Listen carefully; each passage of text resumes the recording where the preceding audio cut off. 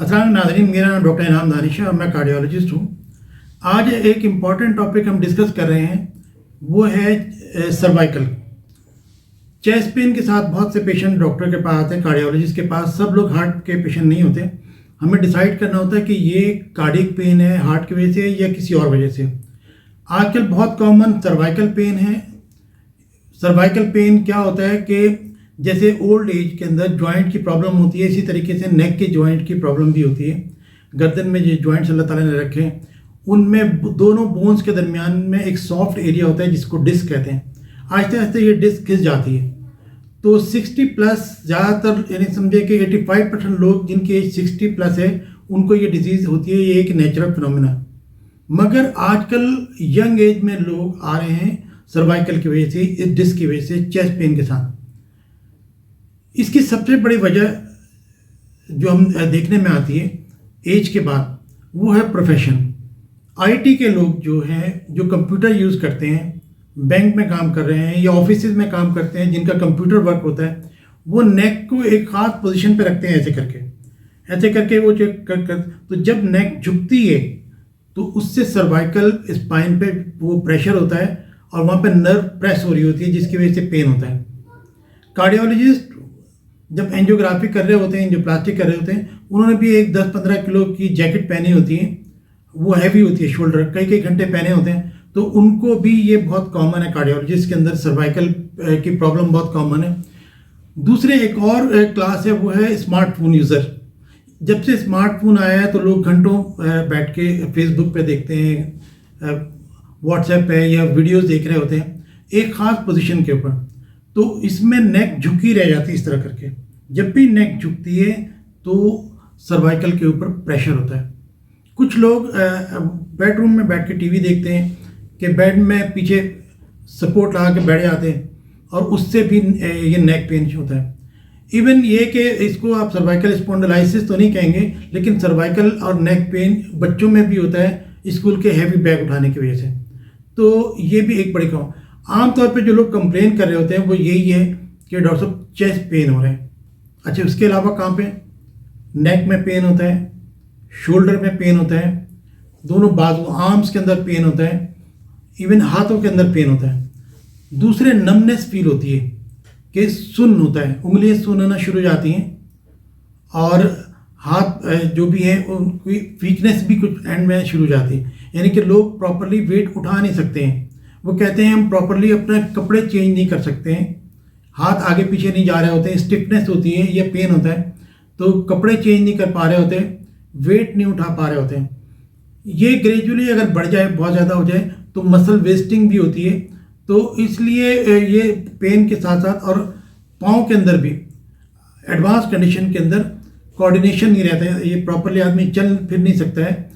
तो common symptom जो है वो नेक पेन, शोल्डर पेन, बाजू में पेन, हाथ में पेन और नमनेस है। ये मोस्ट कॉमनली लोग कंप्लेन करते हैं। और चूंकि यही सर्वाइकल के ये नर्व्स यहाँ पे चेस्ट की तरफ भी आ रही होती हैं, तो चेस्ट पेन की कंप्लेन भी करते हैं। लोग समझते हैं कि उन्हें हार्ट प्रॉब्लम शुरू हो गई, तो वो कार्डियोलॉजिस्ट के पास आते हैं। लेकिन ये हमारा काम है कि हम डायग्नोज करें कि पेशेंट को क्या है, क्या क्या सिम्टम्स हो रही हैं। डायग्नोज कैसे करते हैं कि एक तो सिम्टम पेशेंट की रिस्क फैक्टर देख लेते हैं कि उसका प्रोफेशन क्या है।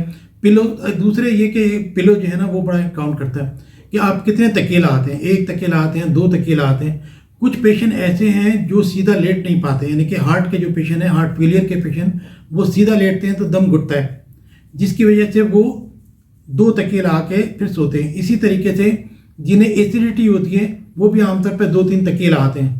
सांस के जो पेशेंट हैं वो भी तकिए ज़्यादा लगाते हैं। तो एक तो पोजीशन नेक की, जैसे कंप्यूटर वगैरह, स्मार्टफोन है, ये सब चीज़ें। दूसरे तकिए आप कितने ज़्यादा लगाते हैं, ये सब चीज़ें काउंट करती हैं इसके अंदर। तो हम डायग्नोज करते हैं एक्सरे के ज़रिए। एक्सरे नेक का करवाते हैं, सर्वाइकल स्पाइन का। उसके अंदर भी हमें चीज़ें मिल जाती हैं, ऑस्टियोआर्थराइटिक चेंजेस जो होती हैं, ओल्ड एज की जो चेंजेस उसके अंदर आ रही होती हैं। मसल स्पैज़म होता है, जो आसपास के जो मसल हैं उनका स्पैज़म, वो भी नेक में एक्सरे में देख सकते हैं। सेकंड चीज़ सीटी स्कैन या एमआरआई है। आमतौर पे हम लोग एमआरआई कराते हैं इसको कंफर्म करने के लिए। वेस्टिंग अगर है या नमनेस ज़्यादा है तो EMG और NCV ये कुछ टेस्ट होते हैं, नीडल वगैरह ला के हल्का फुल्का करंट दे के न्यूरोलॉजिस्ट चेक करते हैं, तो उससे भी कंफर्म हो जाता है कि किस जगह पे नर्व प्रेस हो रही है।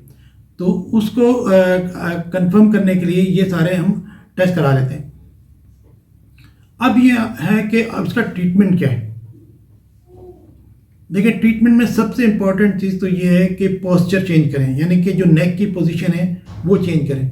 जो लोग कंप्यूटर यूज़ करते हैं वो लैपटॉप के नीचे या मॉनिटर के नीचे बुक्स रख लें और उसका आई लेवल के ऊपर लेकर आ जाएं। यानी कि अगर आपने कंप्यूटर ऐसे करके किया है तो पेन शुरू हो जाएगा, लेकिन ऐसे अगर करके रखेंगे, जरा नेक सीधी रखेंगे, तो पेन कम हो जाएगा।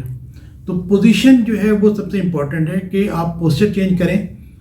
इसी तरीके से अगर मोबाइल देखना है तो ये भी कर सकते हैं कि सोफे पे लेट जाएं और फिर इस तरीके से करके देखें, बजाय नेक झुका के देखने के आप ऊपर मोबाइल को ऊपर रखें, आप नीचे हो, इस तरीके से करके मोबाइल देखते हैं तो उसमें आपको पेन कम फील होगा।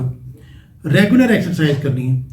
एक तो वो कि जो इवन ऑफिस में बैठे बैठे आप कोशिश ये करें हर थोड़ी देर के बाद नेक को पीछे ले जाएं, जितना ले जा सकते हैं, फिर राइट और लेफ्ट इस तरीके से करके नेक की एक्सरसाइज रेगुलर आप दिन में बहुत कई मरतबा कर सकते हैं। इवन ऑफिस में बैठ के भी कर सकते हैं, कंप्यूटर में बैठ के भी कर सकते हैं, जिनकी मजबूरी है कि जिनकी जॉब यही है।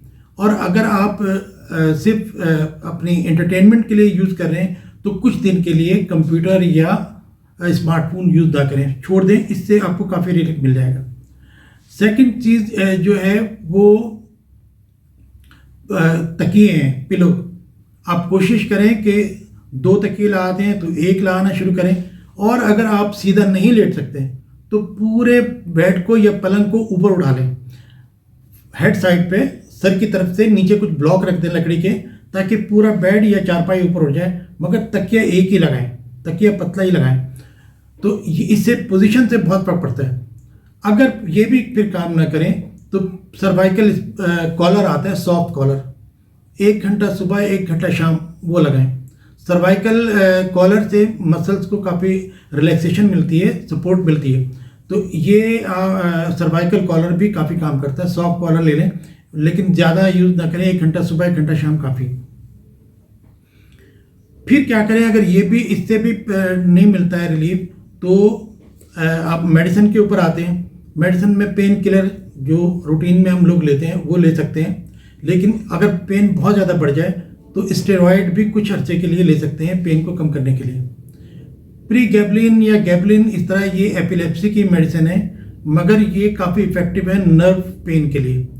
तो इवन जहाँ पे आम पेन किलर काम नहीं करते हैं वहाँ पे नर्व के लिए ये प्रीगैबलिन काफ़ी काम करती है। एंटी डिप्रेशन मेडिसिन कुछ हैं वो भी नर्व के पेन में काफ़ी काम करती हैं, तो ये मेडिसिन भी ली जा सकती हैं। इसके अलावा जो पेन किलर जेल आती हैं उसका मसाज कर सकते हैं, उससे भी फ़ायदा होता है। मसल रिलैक्सेंट होते हैं, वो आम तौर पे पेन किलर के साथ ही हम लोग दे रहे होते हैं। अगर ये सब चीज़ें भी काम नहीं करती तो फिर फिजियोथेरेपी। तो फिजियोथेरेपी के अंदर स्पेशली ये जो एक्सरसाइज है कि आप दोनों हाथ रख के और पूरा ऊपर तक ले जाएं, इस तरह करके, ये है पुली पुल करें, पुली घर पे लगा लें, उससे पुल कर सकते हैं। फिजियोथेरेपी वाले आपको कुछ एक्सरसाइजेज बताएंगे, वो आप सीख लें और फिर घर पे भी वही करें। तो शुरू में कुछ पेन बढ़ जाता है, फिजियोथेरेपी के साथ पेन किलर भी लें और जेल भी लगाएं।